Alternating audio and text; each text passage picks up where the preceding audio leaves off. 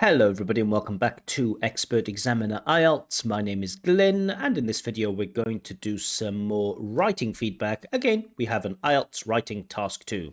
Apologize for the lighting. There's just too much light here today, so sorry about that. Okay, we start as always by reading the question, analyzing the question and thinking about what the question demands from us. So some people say that the only reason for learning foreign language, learning a foreign language, or learning foreign languages, learning a foreign language, I'm going to add that, is in order... So, I don't know where... Maybe it's a real question, maybe it's not. Some people say that the only reason for learning a foreign language is in order to travel to or work in a foreign country. Okay, so there are people in the world who say that the only reason, maybe the only good reason for learning a foreign language is to travel to or work in a foreign country. So if you want to travel to France or live in France, you learn the language. If you want to travel to Iran or work in Iran, you learn Farsi or something like this. But there are other people who say this is not the only reason. So it's not only to travel to or work in a foreign country, there might be some other reasons. Discuss both these views and give your own opinion. Now, when the candidate sent me this task, she didn't include this line, discuss both these views and give your own opinion, but I'm guessing that that's the essay question. A reminder to anyone that sends me IELTS writing. I ask every time, but it happens not every time. Please send me the full question. So without this discuss both these views and give your opinion, it's not an essay question. So please be careful that you're choosing the right questions. I feel like I'm giving up my time and I'm careful to analyze your work. Please also be careful with choosing your questions and sending me your questions, because at the end of the day, I can only help you if you are detailed with this. But okay.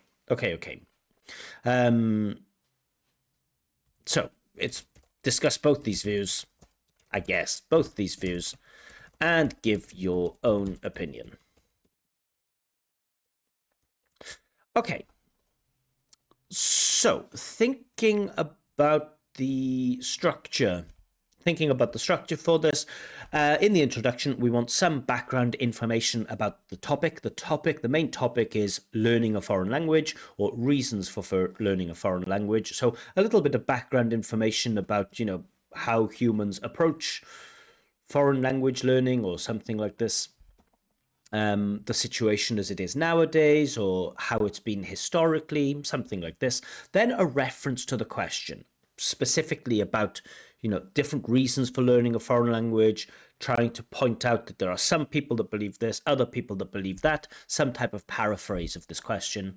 Then I want to see your opinion. So in the introduction, I want to see what your opinion is. Do you believe that the only good reason for learning a foreign language is to travel or work in a foreign country? Or do you believe that it is not the only good reason and that there are other reasons that are perhaps just as important or just as valuable as traveling or working in a foreign country? I don't need to know your reasons for your belief yet, but I want to know what your opinion is. Body paragraph 1, you talk about the reason traveling to or working in a foreign country. Body paragraph 2, you speak about other reasons why someone might learn a foreign language. And in the conclusion, this is the best place to put your opinion. You might have a quick summary of your points, but then you provide your own opinion and you develop and explain your own opinion. And boom, we have a nice 4-paragraph essay. Let's see if that's what we get from the candidate. Let's have a look. People are curious beings. Too general. For me, this isn't on topic. It's too general. There can be countless reasons. I like this. There can be countless reasons. Very nice. Good vocab. Why people choose to learn a language. There should be a space here. After a full stop, put a space like this. Again, very small but very basic things when it comes to writing. While some people think the primary reason is to move to another country or for a better job, the primary reason is for a better job. Maybe that works. Then there should be a comma here, comma, and we don't need this but. So we already have the while as the contraster.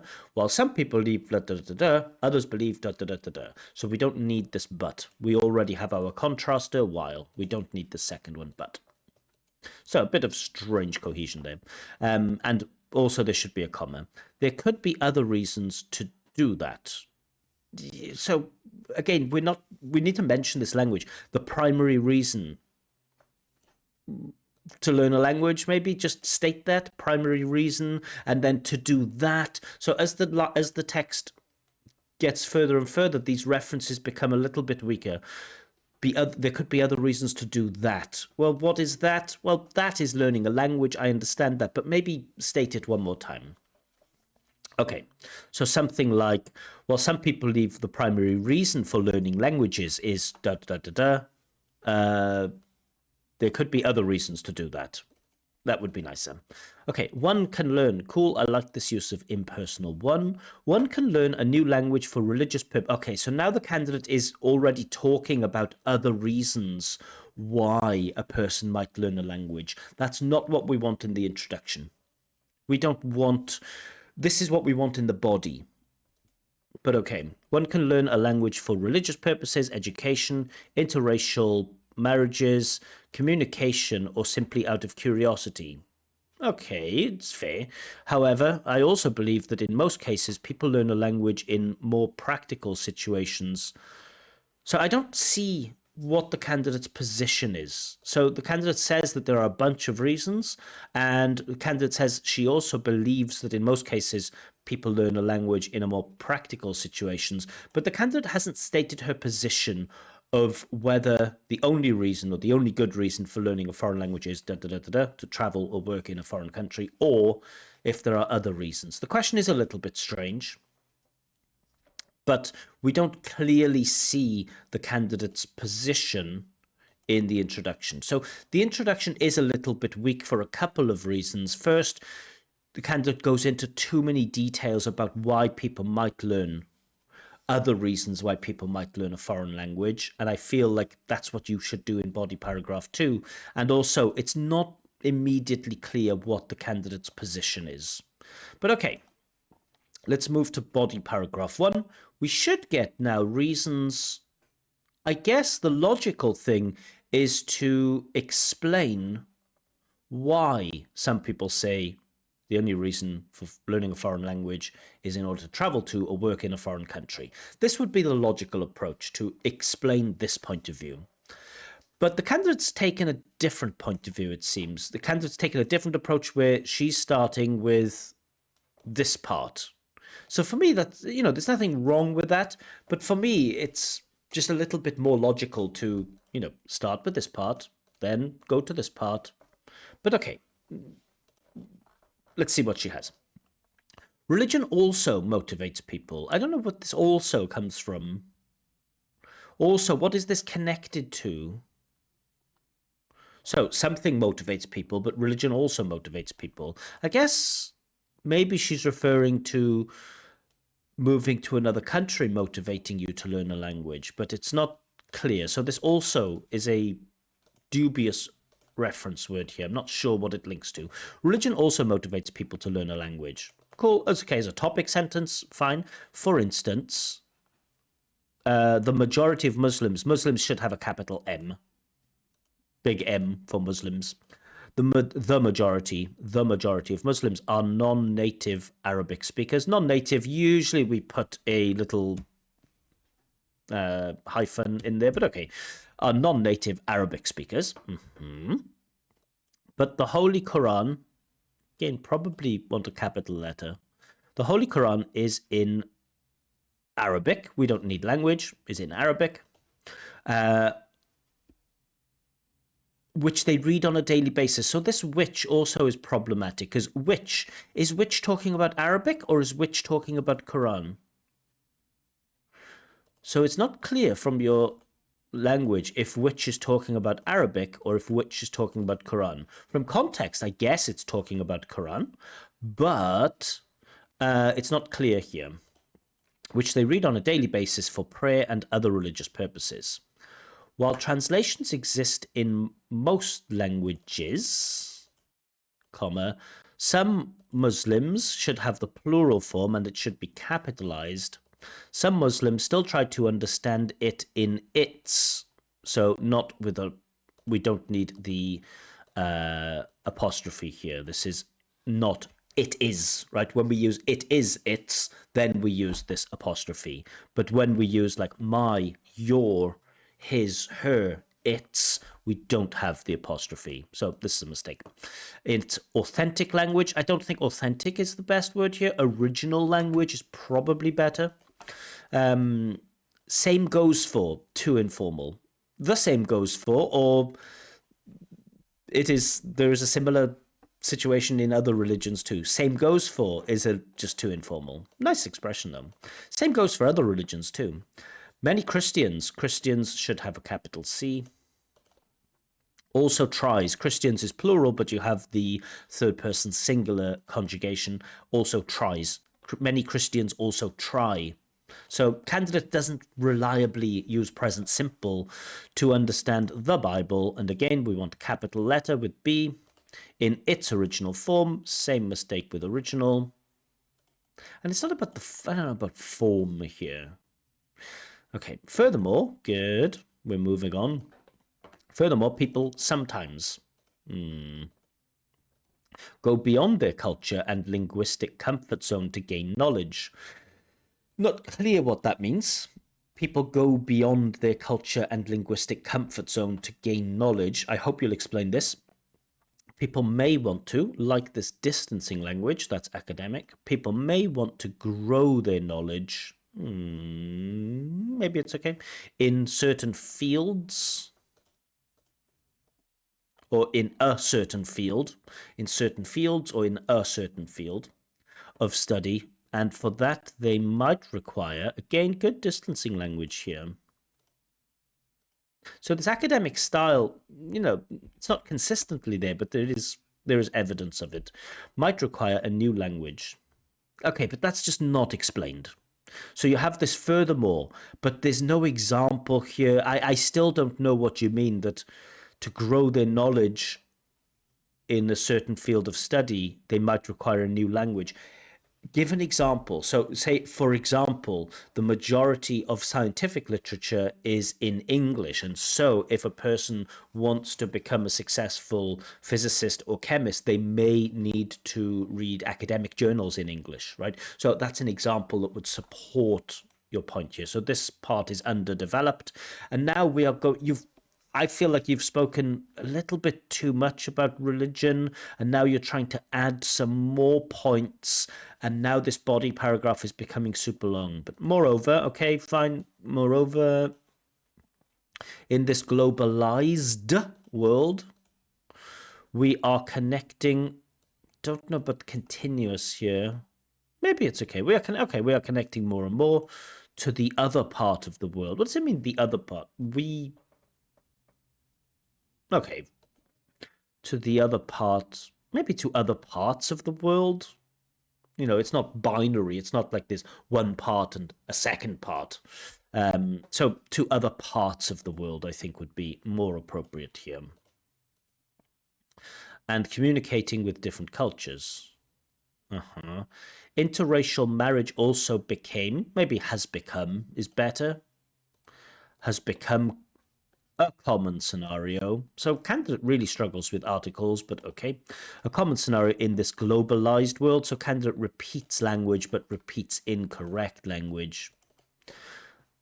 Where people learn a language to make the communication, to improve communication, to foster communication. and a strong bonding.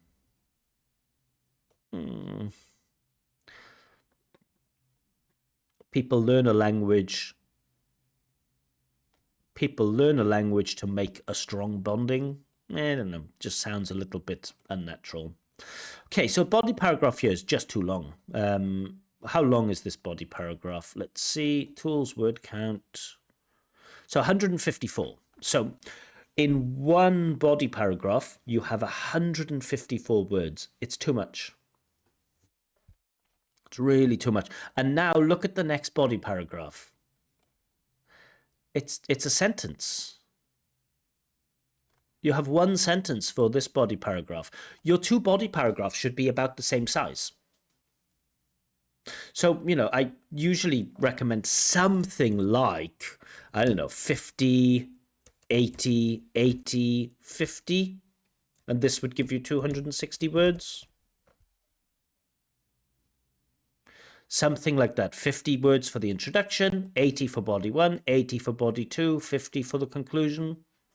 If you want to increase it, then 90, 90, and then we get to 280 words.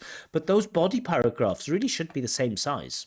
This is a balanced essay. You have to discuss both sides. And so you discuss one side in great detail, but the other side, you can't do that in one sentence. However, again, error with this, sometimes people need to move to a different country. Again, problem with articles. To live or for a better career. I think you mean career. Spelling mistake here.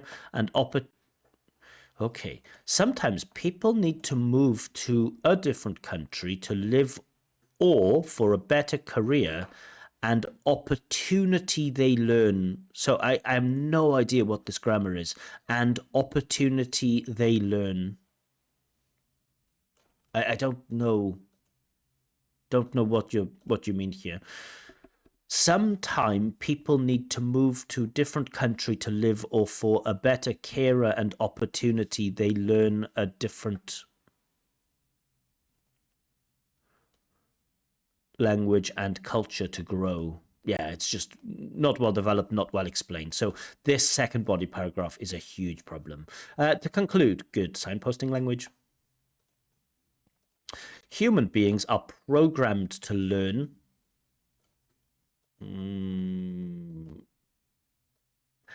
Human beings are programmed to learn and explore new things, just like learning a language. So there are different purposes for people who choose. So there's no summary of your main argument, and still I don't really see what your position is. I can't see exactly what your view is. So yeah, the conclusion is the place here to restate your opinion, to develop, to go into your personal opinion more about which side you think is the stronger one. Do you think that this side is the stronger one, that people mostly learn a foreign language in order to travel to or work in a foreign country, or do you believe that there really are other reasons that are just as valuable? Now, based on the length of this body paragraph, I would guess that this is your position, but you don't clearly state what your position is, and so that's a problem. So let's go into the marks here. So task response, I'm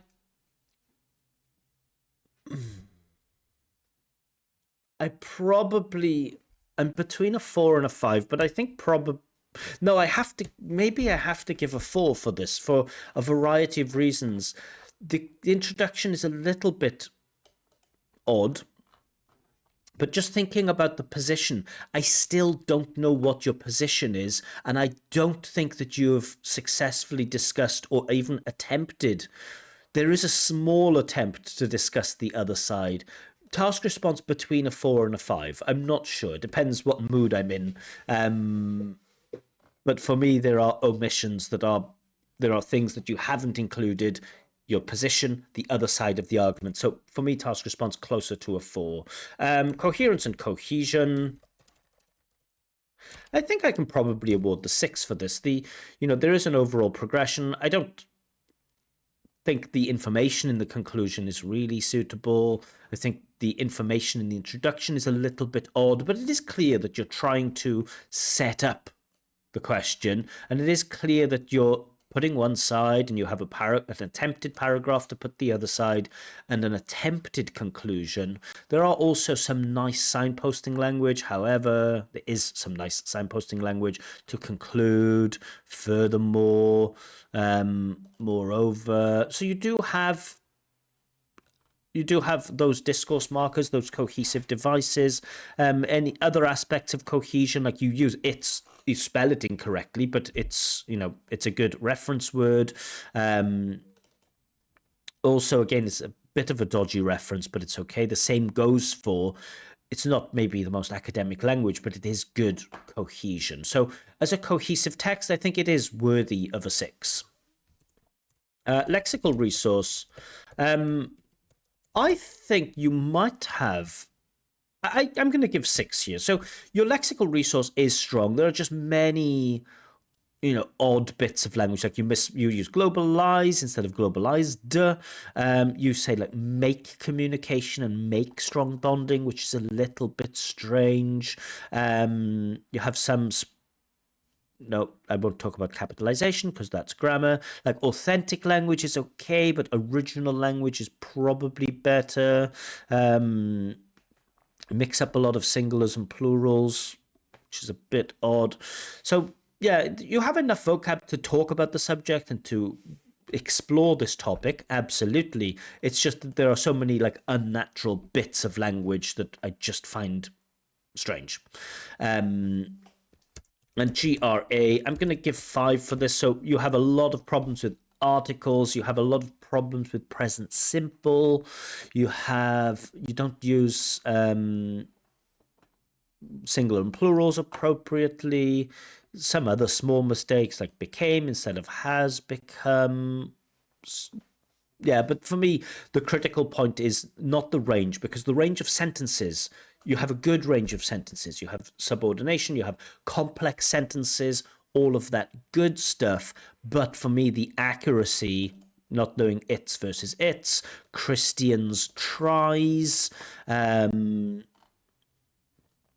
Yeah, so there are nice bits of grammar here, but for me, because there's that huge problem with accuracy, that brings it down to 5. So if you can stop making mistakes with singular and plural nouns and present simple, you probably have enough at least for a 6 there for grammatical range and accuracy. So please don't think that your problem with grammar is that you don't use enough nice grammar, because you do have a nice variety of grammatical structures. Your problem is with grammatical accuracy, that you just have too many mistakes with the most basic grammar. So your approach now shouldn't be, I need to learn more grammar. Your approach should be, I need to understand what mistakes I make with grammar, with the basic grammar, with the easy, elementary, pre-intermediate grammar, present simple, past simple,